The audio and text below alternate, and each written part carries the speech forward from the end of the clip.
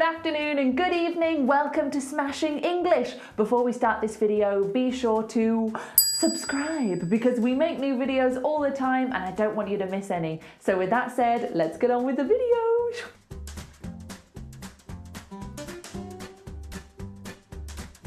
Hello. Hello. I'm Laura. And I'm Bez. And we are going to explain the 4 conditionals. How to make them and when to use them. Let's get started. Take it away, Bez. So, there are 4 different types of conditionals.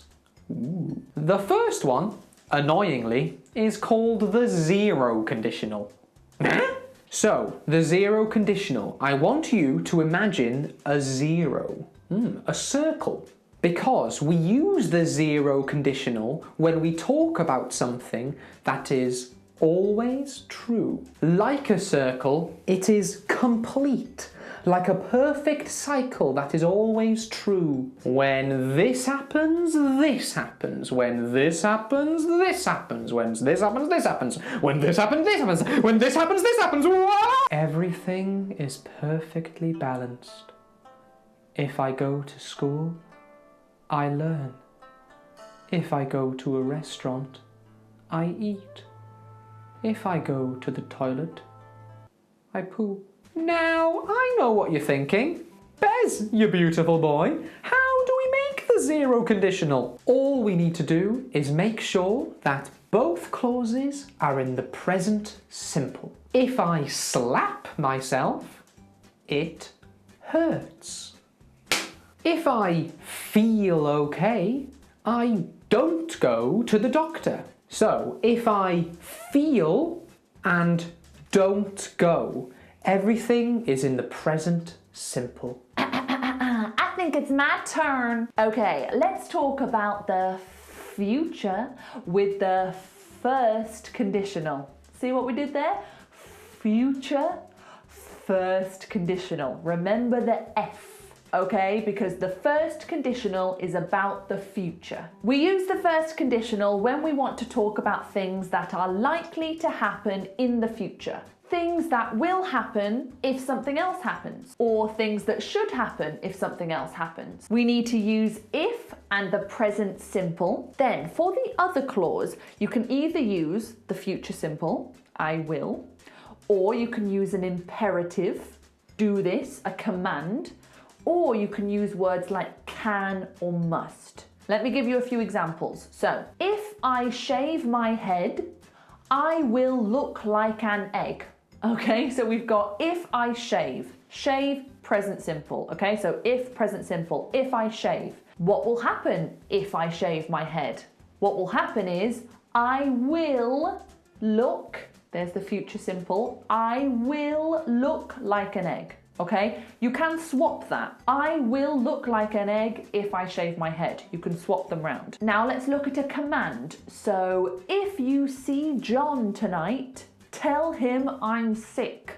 We're saying if this happens, do this. It's a command, okay? So we could say that.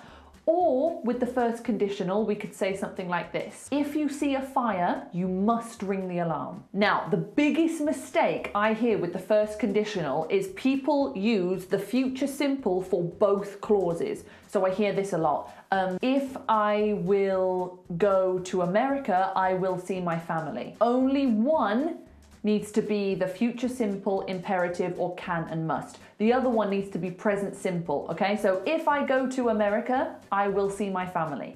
Hello, me again. Now let's talk about the second conditional. Now, for the second conditional, I want you to imagine a second universe.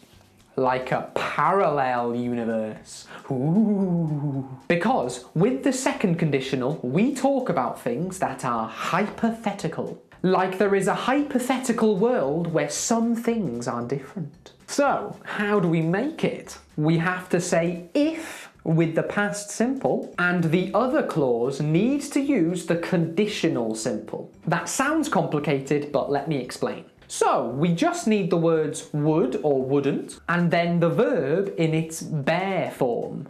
Bare, not bear. So, for example, I would buy it. Would buy it. So the verb buy, it's just in its bare form. Or in the negative, I wouldn't buy it. So together, a sentence might look like this. If I won the lottery, I would buy a car. Just a quick note, with the if clause, be turns into were. Be into were. So, for example, if I were taller, I would be a basketball player. Or, swap them the other way around, I would be a basketball player if I were taller. Hey. Now, for the third conditional, I want you to imagine 3 witches. And these witches can travel in time and see the outcome of different choices. They are able to see what would have happened if a different choice was made or a different action happened.